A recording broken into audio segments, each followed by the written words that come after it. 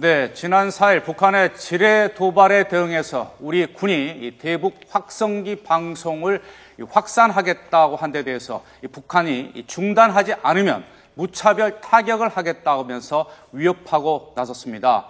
이 한미연합훈련이죠. 이 을지 프리덤 가디언 연습이 오늘부터 12일간의 일정으로 시작이 되는데요.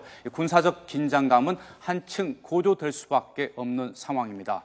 먼저 이 DMZ 지뢰 도발에 대한 북한의 입장, 조선중앙TV에서 밝힌 내용인데요. 먼저 본 다음에 대담 이어나가겠습니다.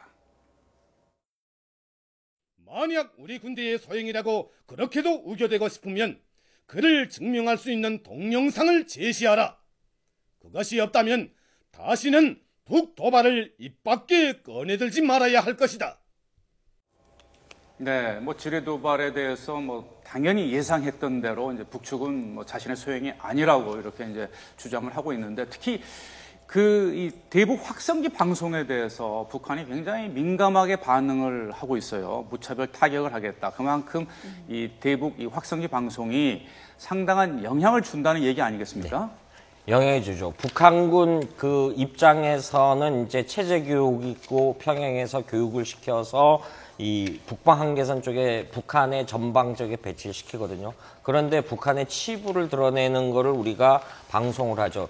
이 왜 무섭냐면 밤에 이 조용한 날까지는 이게 이 거리 송달거리가 한 20km, 그러니까 좀 고성능 스피커 같은 게 27km까지 전달이 된다 그래요. 근데 우리가 이제 과거 LED 조명도 했습니다. LED는 이제 그 전방 북한군들이 목전에 있는 사람들만 볼 수 있는데 효과가 네. 크죠. 그런데 북한도요 LED 전광판 말하는 거죠. 예. 그런데 평강군 요번에 파주 사고 난 지역이 이제 북한군 평강군 이쪽에 해당되는데 여기 사는 주민들도 다 듣죠. 다 듣고 이제 북한의 공포 정치 내용이라든가 최근에 이런 가지 남북 화해 관계 이런 이야기를 전달해 주니까 아무래도 심리적 동요가 되겠죠. 쉽게 말해서 이렇게 보면 됩니다. 우리가 개성공단 때 북한이 초코파이를 못 받아들이는 게 아니라 이른바 황색바람이 자본주의 황색바람이 들어올 거야. 이게 굉장히 심리적으로 되거든요. 아무래도 사람이 몰랐던 사실을 듣게 되면 동요가 되죠. 그리고 이 여러 가지 이제 평양 소식도 그렇고 제일 중요한 건 날씨. 날씨를 우리가 또 대북 방송할 때 하거든요. 그 인민군 하전사 여러분 빨래 걷으세요. 오후에 비 온답니다. 실제 북한 집회 병사들이 빨래 걷는다 그러거든요.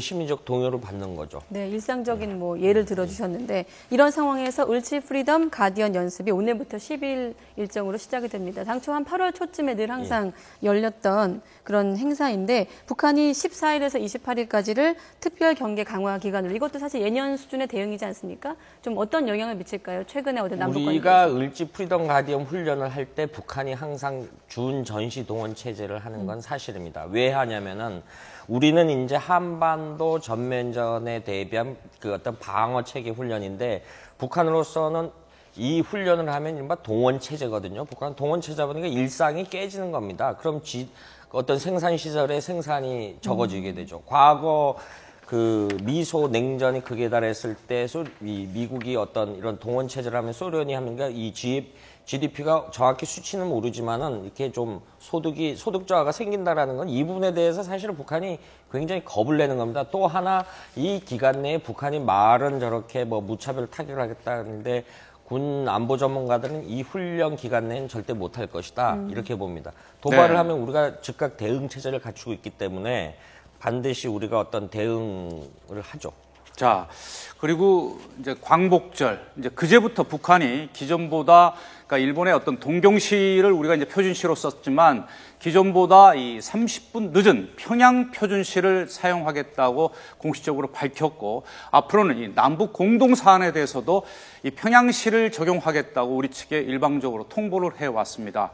이제 남북 간의 어떤 이념을 떠나서 일상 생활마저도 이제 이질감, 이제 아무래도 번거로움, 불편함이 있을 수밖에 없지 않겠습니까? 이 평양 표준시를 쓰게 되면서 남북 간에 또 어떤 변화가 있겠습니까? 당장 개성공단 근로자들도 좀 그렇습니다. 당장 우리도 그래서 외부에서 보면 어떻게 생각하겠습니까? 한마디로 똑같은 한반도에 있음 같은 위도 경도에 있는데 북한은 북한 시간하고 서울 시간이 다르다. 아마 제3자의 그 국의 입장에서 봤을 때는 굉장히 그 특이한 현상으로 이렇게 보여질 수밖에 없는데 다른 사람은 특이하게 보일지 모르지만 우리한테는 바로 생활의 불편함으로 다가올 수밖에 없습니다. 실제로 지금 개성공단 같은 경우에는 평소 때는 이제 9시에 출근해서 5시에 퇴근했는데 이번 그 북한의 사태에 있은 이후에 우리는 계속 그대로 유지할 수 있도록 했는데 그걸 거부해서 부득이 지금 보면은 이제 9시 반으로 30분씩 이렇게 늦추게 되는 그런 일이 지금 벌어지게 됐는데요.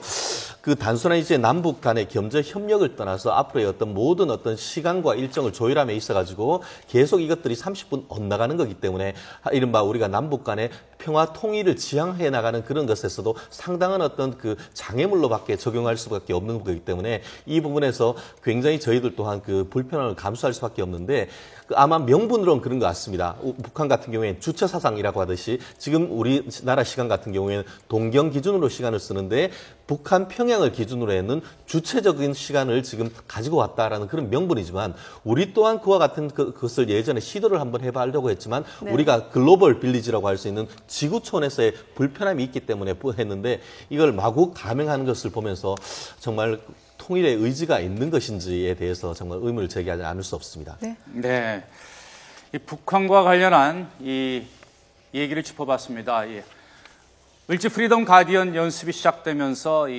우리나라와 북한 간의 군사적 긴장감 커질 수밖에 없는데요. 이 북한의 이 도발에 우리 군 당국 신중하고 또 적극적으로 대비를 해야 하겠습니다.